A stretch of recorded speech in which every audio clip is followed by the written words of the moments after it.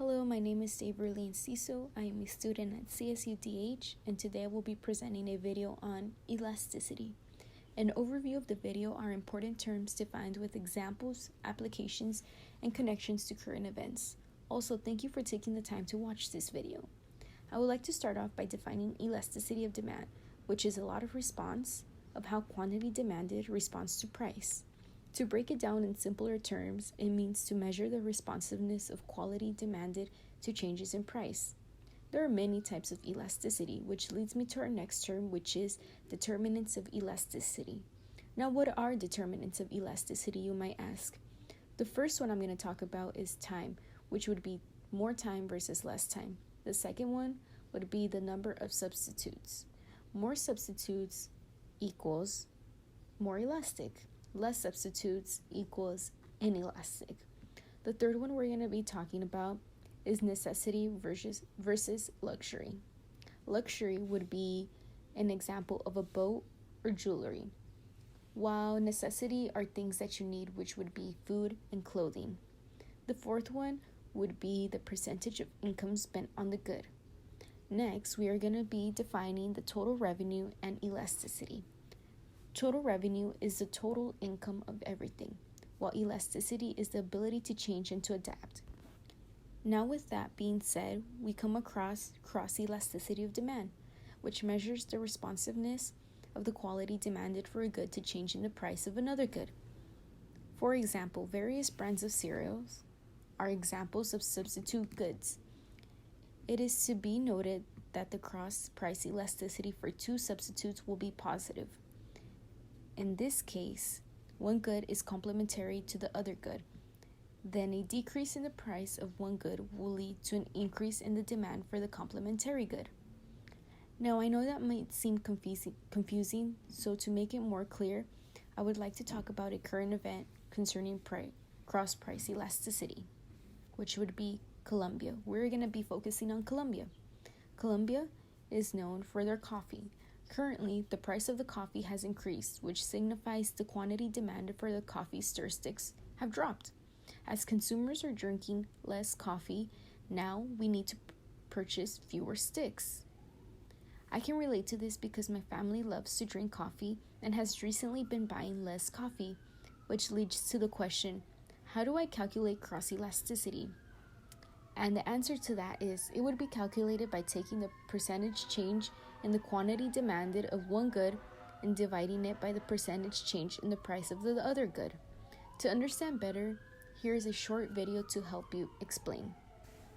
In this video, we want to talk a little more about elasticity. We want to discuss cross-price elasticity of demand. The equation is very similar to the equation that we've used before, with one difference. We want to look at the percentage change in quantity demanded for one product compared to the percentage change in price with another product. We would say that the percentage change in the quantity demanded for one good divided by the percentage change in price of another good. How we test this is we calculate the elasticity from the formula, and then we compare it to a benchmark of 0. If the value is greater than 0 or a positive number, those two products are considered substitutes. If the value that we calculate is less than 0 or a negative number, the two products are considered complements. Let's take a look at how this might work. Looking at two candy bars, a Snickers bar and a Butterfinger bar. If we were to increase the price of the Snickers bar by 50%, and then we noticed that our sales of Butterfinger bars had actually gone up by 30%, that would actually give us a value of 0.7. And then we compare that 0.7 to our benchmark, and it is larger than 0 or greater than 0. It's a positive number. Therefore, we can conclude that those two products are considered substitutes. Let's take a look at these two products, some hot dog buns and some hot dogs. If we were to increase the price of hot dogs by 50%, and we monitored the sale of hot dog buns and found that they had declined by 40%. Our value in this case would be a minus 0.8. I've noted that in red to make that clear. If it's less than 0, we can therefore conclude that these two products are considered complements. That makes sense, doesn't it? If the price of hot dogs goes up, we're going to buy fewer hot dogs, therefore we would buy fewer hot dog buns. To summarize, cross-price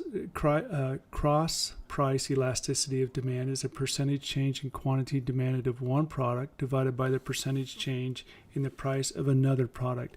If the value is less than 0, we consider those two products complements. If it's greater than 0 or a positive number, they're substitutes. If the value is 0, we consider the products to be unrelated to each other. What did you think? I hope that the short video helped clarify any doubts.